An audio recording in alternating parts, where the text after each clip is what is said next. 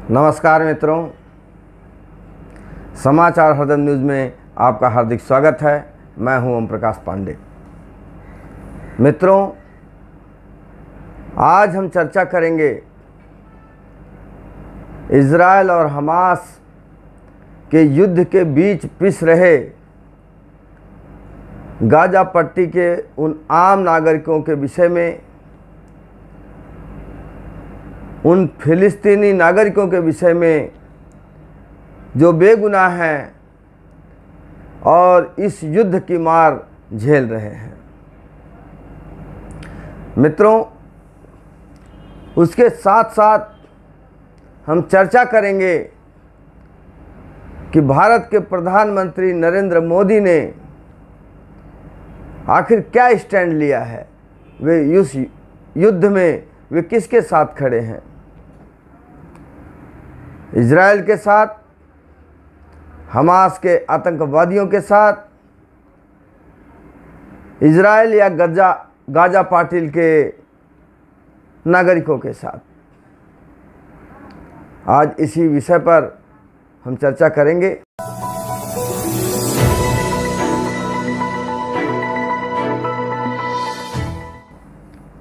मित्रों, आपको पता है कि 7 अक्टूबर को हमास के लड़ाकों ने इजराइल में आतंकवादी गतिविधि को अंजाम दिया था, जिसमें करीब 1500 लोग मारे गए थे, जिसमें से करीब अभी भी 220 बंधक हमास के लोगों के पास बंदी हैं, जिन्होंने बंधक बनाया हुआ है। उस समय जब ऐसी आतंकवादी घटनाओं को हमास ने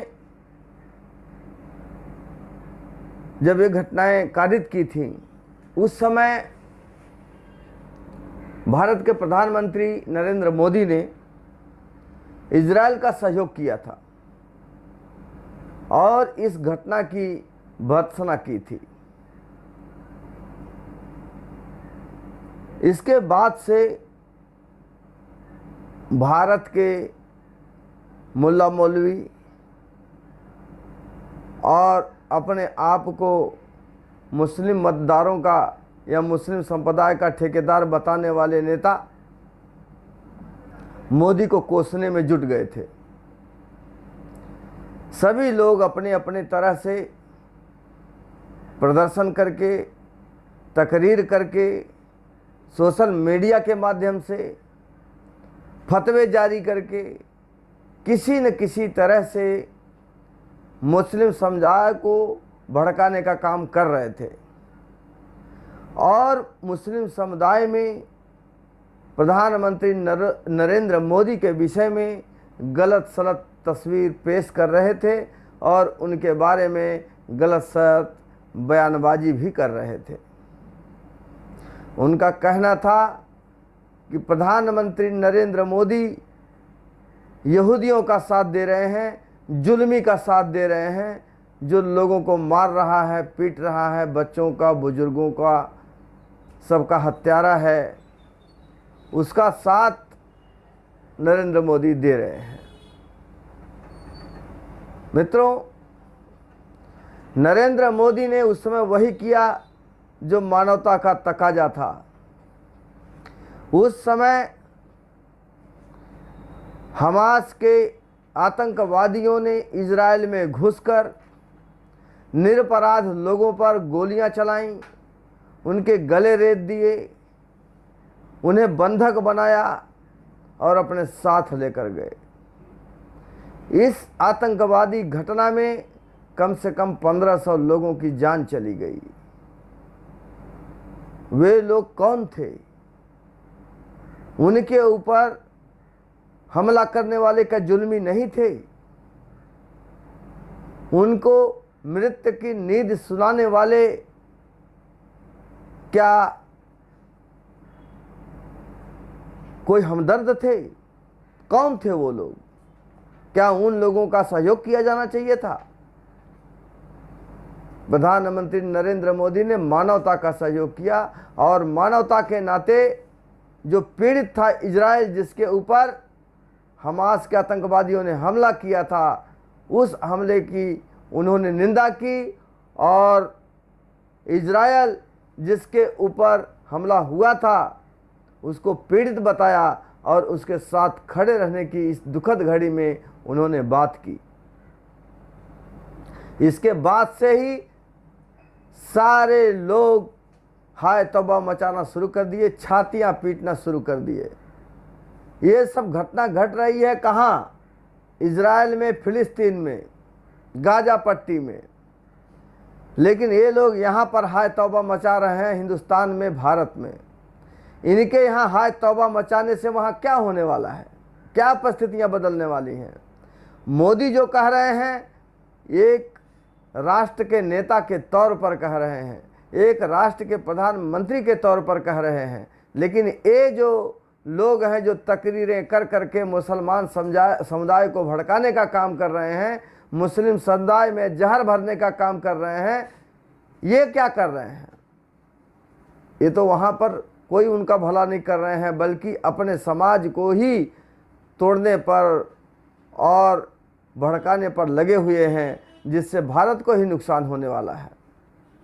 ये तो वही हाल हुई कि जिस पेड़ पर, जिस डाल पर बैठे हैं उसी डाल को काट रहे हैं। वो डाल टूटेगी, गिरेगी और उसमें मरेंगे भी यही लोग। लेकिन नहीं, इन्हें अपने आदत से बाज नहीं आना है, सो ये नहीं आएंगे। कुछ इस्लामिक नेता, ओवैसी साहब, उनके भाई और अन्य जो मुस्लिम वोटों के ताबेदार हैं और दावेदार हैं, वे लोग मुस्लिम समुदाय को समझाने के बजाय भड़काने का काम कर रहे हैं और मोदी के खिलाफ कुछ न कुछ ऐसा उपाय ढूंढते हैं कि जिससे कि मुस्लिम समुदाय में मोदी के प्रति कुंठा भरी जा सके, जहर भरा जा सके। सो तभी से ये लोग मोदी के पीछे पड़े हुए हैं। मोदी ने किस तरह से इजराइल का सहयोग करने की बात कर दी, इजराइल का सपोर्ट करने की बात मोदी ने क्यों कह दी? मित्रों, जब इजराइल के साथ ऐसी आतंकवादी घटना घटी तो मोदी ने मानवता के नाते इजराइल का साथ दिया। लेकिन अब जब गाजा पट्टी के अस्पताल पर कोई रॉकेट गिरा जिसमें इतने सारे लोग मारे गए, तो मोदी ने उनका पक्ष लिया। मोदी ने फिलिस्तीन के प्रधानमंत्री से बात की, उनके राष्ट्रपति से बात की और उन्हें सहयोग का भरोसा दिलाया। यही नहीं, अभी उन्होंने मानवीय सहायता भी फिलिस्तीन भेज दी है, जिसमें C-17 विमान से मानवीय सहायता भेजी गई है, जो मिस्र के राफा बॉर्डर से होते हुए गाजा तक पहुंच चुकी है।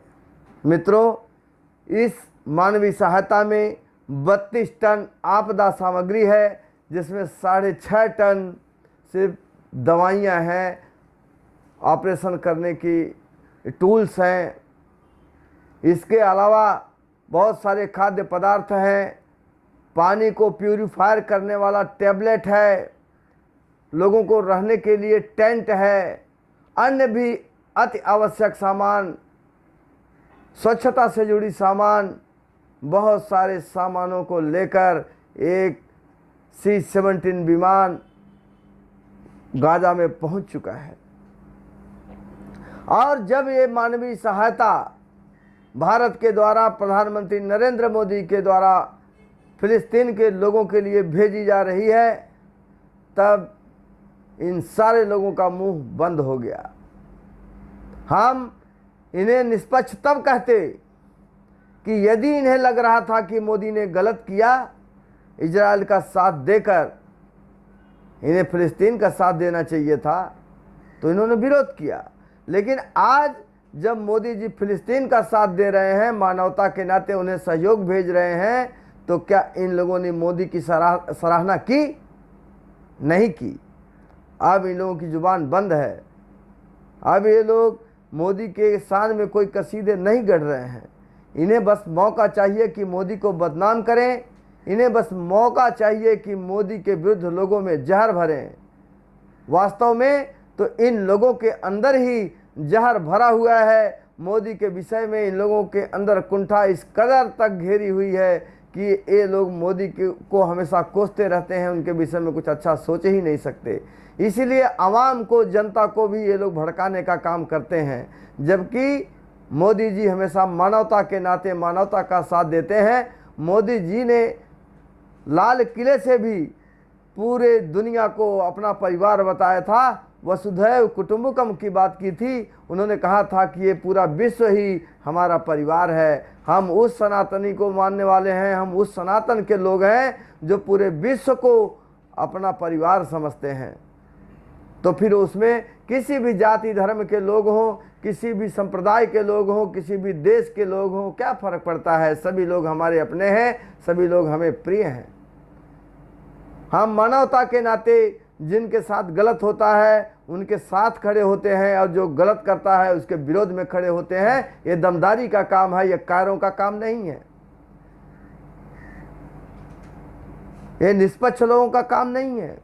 निष्पक्ष लोग सदा सत्य के साथ खड़े होते हैं, और जो कायर लोग होते हैं, जो हमेशा किसी न किसी का पक्ष लेते हैं, वो स्वार्थी लोग होते हैं। वो अपने स्वार्थ के हिसाब से सारे माहौल को देखते हैं और उसी हिसाब से अपने आप को फिट करते हैं।